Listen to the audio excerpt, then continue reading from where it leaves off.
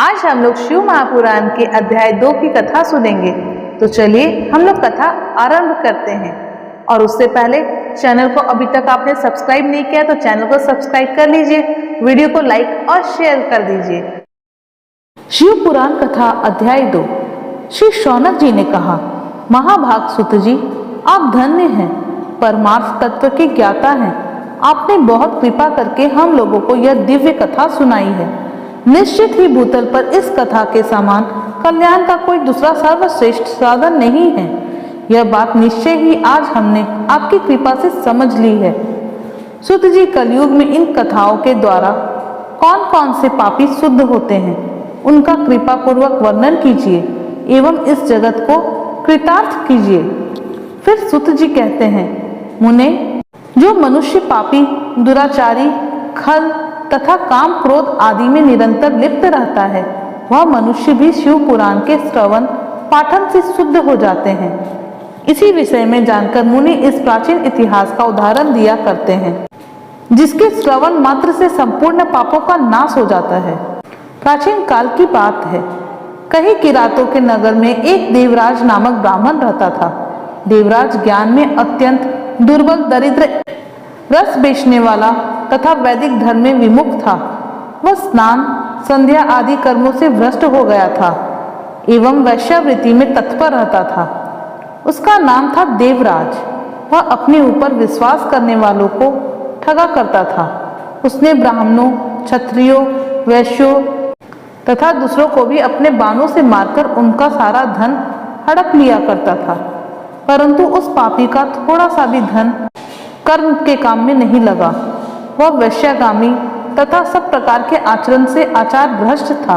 एक दिन देवराज घूमता हुआ प्रतिष्ठानपुर में जा पहुंचा। वहां पर उसने एक शिवालय देखा, जहां बहुत से साधु महात्मा एकत्र हुए थे। देवराज उस शिवालय में ठहर गया, परंतु वहां उसे ज्वर आ गया। उस ज्वर से उसे बहुत अधिक पीड़ा होने लगी। ज्वर में पड़ा हुआ वह ब्राह्मण के मुखारविंद से निकली हुई उस शिव कथा को निरंतर सुनता रहा। एक मास के बाद वह ज्वर से अत्यंत पीड़ित होकर चल बसा। उसके मृत्यु के पश्चात यमराज के दूत आए और उसे पाशों में बांधकर बलपूर्वक यमपुरी ले गए। इतनी ही देर में शिवलोक से भगवान शिव के पार्षद गण आ गए। उनके गौर अंग कपूर के समान उज्ज्वल थे, हाथ त्रिशूल से सुशोभित थे। उनके संपूर्ण अंग भस्म से चमक रहे थे तथा रुद्राक्ष की मालाएं उनके शरीर में शोभा बढ़ा रहे थे।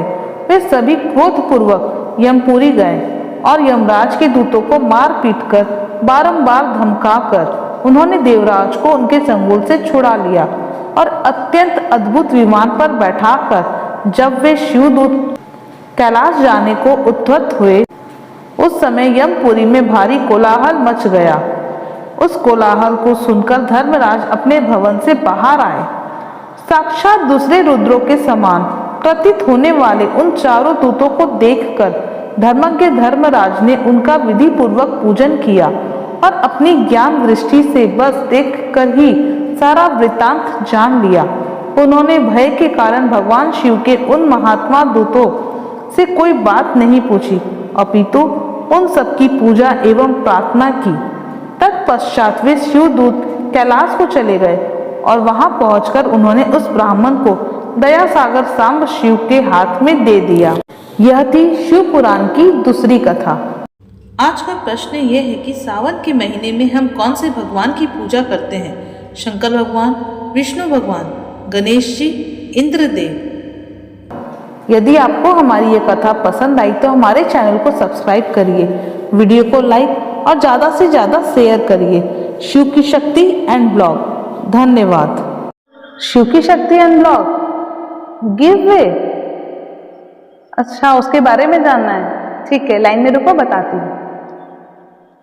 आप भी जानना चाहते हैं? जी हाँ, शिव की शक्ति एंड ब्लॉग जो कि एक स्पेशल गिव वे करने वाला है। उसके लिए आपको एक सिंपल सा काम करना है। आप हमारे चैनल में जाइए, हमारे वीडियोस को देखिए, वीडियोस में दिए गए प्रश्न का प्यारा सा उत्तर दीजिए और उसके बाद हमारे वीडियो को लाइक करके अपने दोस्तों में ज्यादा से ज्यादा शेयर करिए और हमारे चैनल को सब्सक्राइब करिए। सब्सक्राइब करना मत भूलिएगा। यदि आप कमेंट करोगे और सब्सक्राइब नहीं करोगे तो आपका कमेंट हाईलाइट नहीं करेगा, इसलिए सब्सक्राइब करके अपने कमेंट को हाईलाइट करिए। तो फटाफट शिव की शक्ति एंड ब्लॉग को सब्सक्राइब करिए और गिफ्ट्स को अपने घर ले जाइए।